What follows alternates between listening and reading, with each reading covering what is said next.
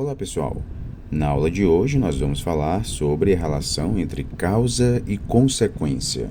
Na ciência da história, nós partimos da premissa de que o passado é possível de se conhecer a partir de uma temporalidade que lhe é outra, ou seja, uma temporalidade que é diferente do tempo presente. Nós utilizamos aqui estratégias investigativas, entre as quais as relações entre causa e efeito, indo além da mera descrição de eventos e processos históricos que se sucederiam para, então, analisar as razões que estiveram na base de suas ocorrências. Porque um dado fenômeno, ação ou evento ocorreu em tal momento e lugar específicos, sob tais circunstâncias. Recusa-se aqui a concepção do acaso, da fortuna, que estaria regendo as coisas do mundo.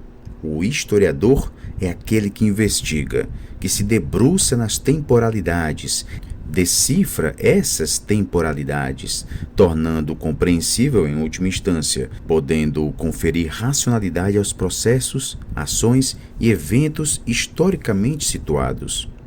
Essa postura levou filósofos e historiadores a flertarem com posições nomotéticas, ou seja, considerando aqui a perspectiva de haver padrões observáveis em diferentes contextos. É como se buscassem aqui leis gerais. A ciência da história iria servir, portanto, nessa perspectiva, para descobrir essas leis que explicariam as continuidades e as mudanças dos eventos históricos. Mas será que seria possível aqui encontrar padrões, regularidades sobre os processos temporais, identificando relações de causalidades sobre os eventos em sua ligação passado e presente, da mesma forma como nós consideramos os procedimentos das ciências naturais? A prática historiográfica contemporânea se situa a partir da recusa dessa concepção. Denuncia-se aqui o teor de determinismo histórico que a busca por leis explicativas acabaria por incorporar.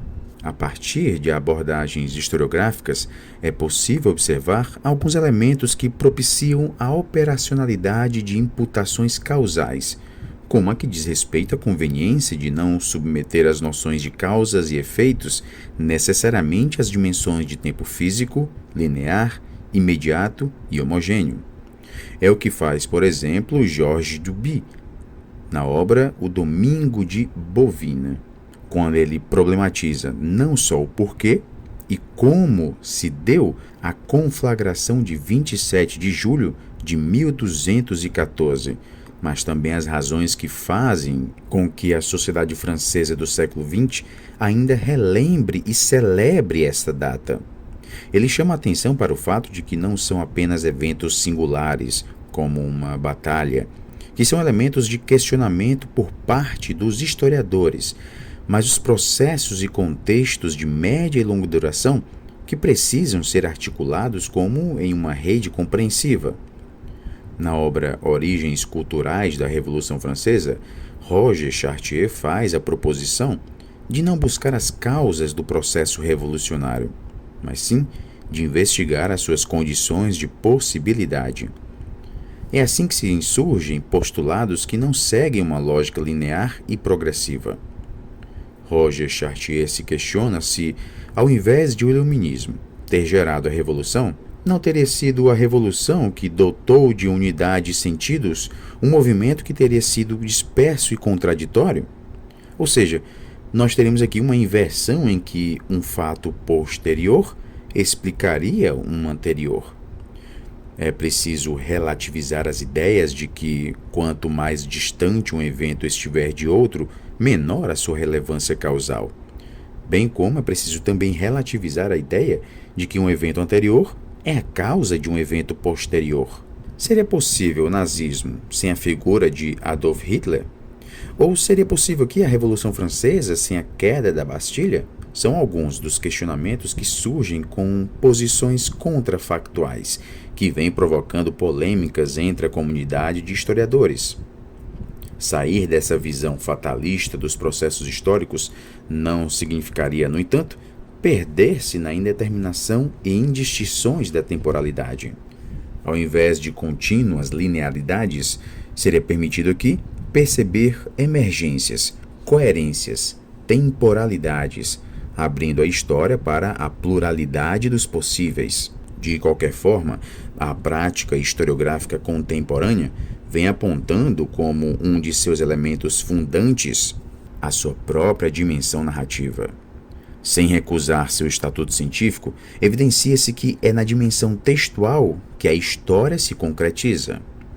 A explicação e a compreensão das causas e consequências são importantes e amplamente utilizadas nos processos de construção do saber histórico escolar. É interessante observar que os questionamentos que se fazem para a historiografia profissional sobre a dimensão da imputação causal também se apresentam para a história escolar.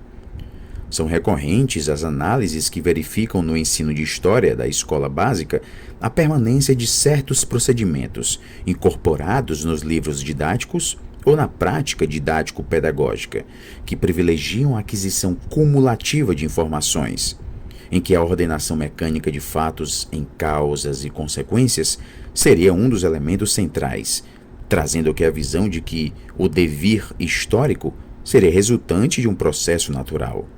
Defende-se aqui que os livros didáticos de história, que são distribuídos pelo Estado brasileiro às escolas públicas, devem fomentar as noções de causalidade sem incorrer em simplificações explicativas, estereotipadas e caricatas, suscitando aqui a compreensão da ação de múltiplas temporalidades em um dado evento, deixando de lado ensinamentos históricos como verdades absolutas ou relativismos extremos. E nós terminamos aqui esta aula. Bons estudos a todos e até a próxima.